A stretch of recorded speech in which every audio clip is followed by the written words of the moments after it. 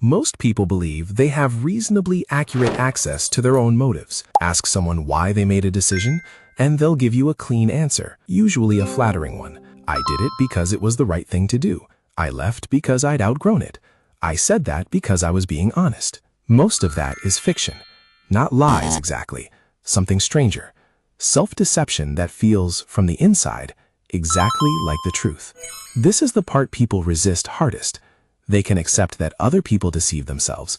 They have far more difficulty accepting that they're doing it constantly, in real time, about almost everything that matters to them. Here's the actual mechanism, and it's more elegant than people expect. The brain's primary function is not accuracy, it's coherence. It wants your beliefs, your actions, and your self-image to feel like a unified, sensible story, because a fractured self-concept is psychologically expensive to maintain.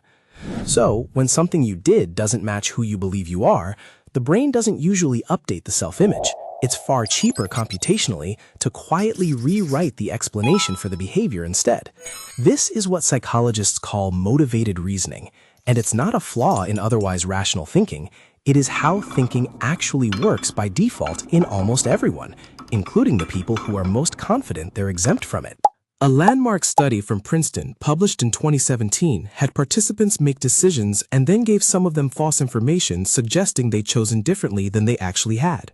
The remarkable finding was that most participants didn't just accept the false premise, they generated detailed, confident justifications for a decision they never actually made. The reasoning came after. The conviction was identical either way. Their brains were not reporting on a decision. They were constructing a story to fit whatever they believed had happened. If that's true for a controlled lab decision, it's far more true for the much higher stakes stories people tell about their careers, their relationships, and their character. Here is where it gets specific. Self-deception isn't random. It clusters around a small number of predictable zones, and once you know what they are, you start noticing them everywhere, including in yourself. The first zone is motive laundering. This is the practice of relabeling a self-interested action with a more flattering motive. You didn't stay quiet in the meeting because you were afraid of being wrong in front of people. You stayed quiet because you didn't want to dominate the conversation. You didn't avoid the difficult conversation because confrontation terrifies you. You avoided it because you were choosing your battles. The action is identical. The label is doing all the work. And the label is almost always more comfortable than the truth it's replacing. The second zone is selective memory. The brain doesn't store the past with documentary accuracy. It reconstructs it every time you access it in a way that's consistent with your current self-image. This is why two people who lived through the same argument remember it completely differently, with total sincerity on both sides. Neither is lying. Both are reconstructing the past to match a self-concept that needs protecting. And the more emotionally significant the memory, the more aggressively it gets edited with each retelling. The third zone is asymmetric scrutiny. People apply rigorous, skeptical analysis to evidence that threatens their self-image, and almost no scrutiny at all to evidence that confirms it. A compliment gets accepted at face value. A criticism gets picked apart for flaws in the critic's reasoning, motive, or credibility. This isn't conscious bad faith. It's the brain protecting the coherence of the self-story by selectively applying its own critical faculties, generous toward anything that flatters, ruthless toward anything that doesn't.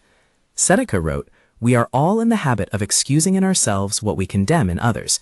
He wasn't describing hypocrisy as a moral failing exactly. He was describing the structural asymmetry of self-perception.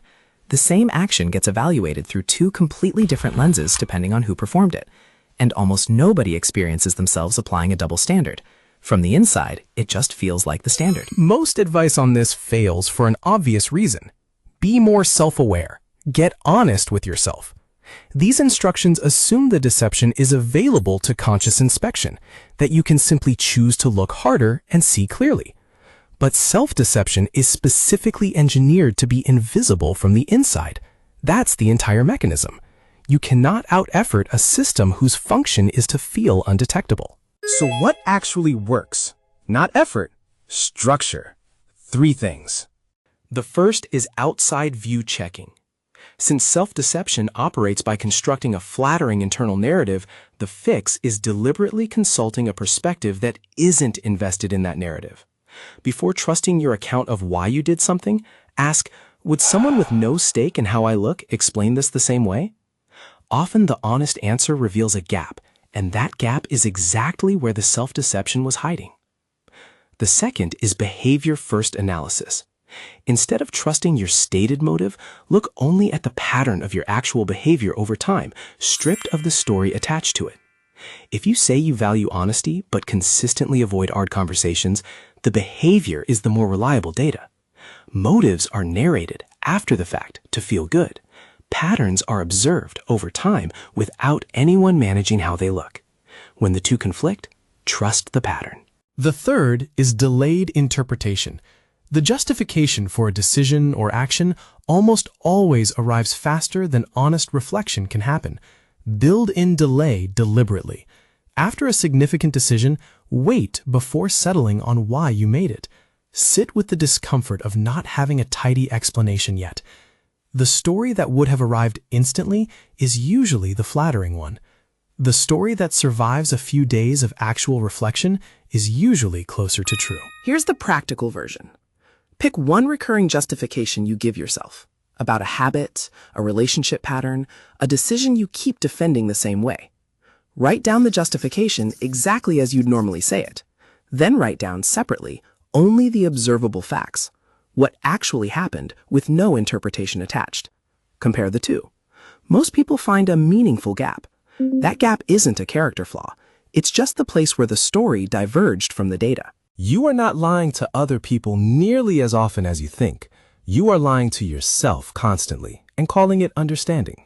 The work isn't becoming someone who never self-deceives.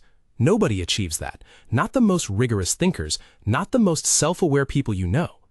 The work is building enough structure around your own mind that the gap gets caught sooner, before it becomes a decade of decisions made on a story that was never quite true.